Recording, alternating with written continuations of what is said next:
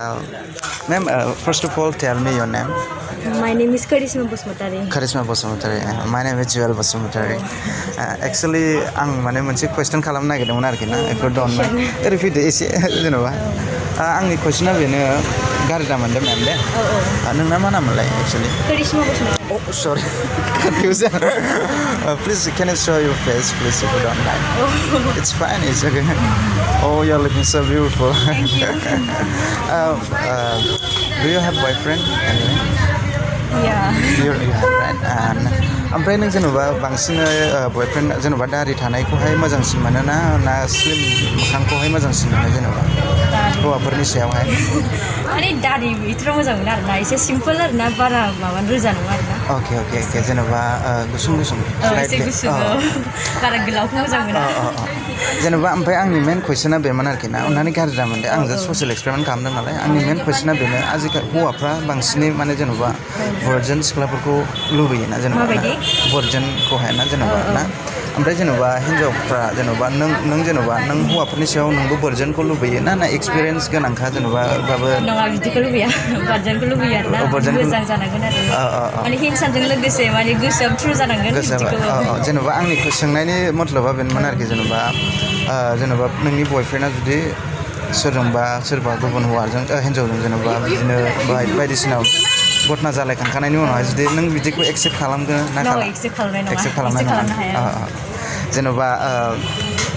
आरो मोनसे लास्ट कुइसना बेनो जेनेबा मा होनो नोंनि बयफ्रेन्डआ नोंजों गोसो लायनायनि उनावबो जुदि नों जुदि if you will catch your boyfriend with having sex with another girls then what your reaction would be reaction माने ब्रेकआप खालामगोन आरो दा मोजां मोना ना मा चेनेलनिफ्राय आंनि जुयेल बसुमतारी आंनि चेनेलनि नामा ना आंहाबो चेनेल दं सिनायखायो सिनायखायो ना केर'लिमा बड' आंखौ सिनायगोन ना सिनायनो हागौ जानो हागौ ना नङा ना सार्च खालामना होलांनो हागोन आं माबा खालामगोन आरोखि ना केर'लिमा बड' सार्च खालामनो आं माबागोन एक मिनिट जास्ट वेटिं नोंसिनिखौ हरनो हागोन आंना माबा जुयेल बसुमतारीयानो आरोखि ना बेनो सार्च खालाम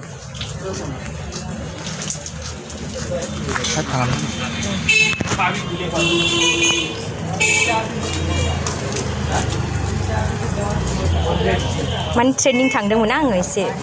ओंखायनो बिदि ड्रेसआव ओमफ्राय मा मावो आं दा माने स्टुडेन्ट बेसेबां फरायो कमप्लिट खालामबाय आरो बिएससि कमप्लिट जाबाय देग्लाय मा नाम होनो जुयेल JUWEL बसुमतारी बेनो सापर्ट खालामबानो जाबाय दे ओमफ्राय आंबो साबसक्राइब खालामसै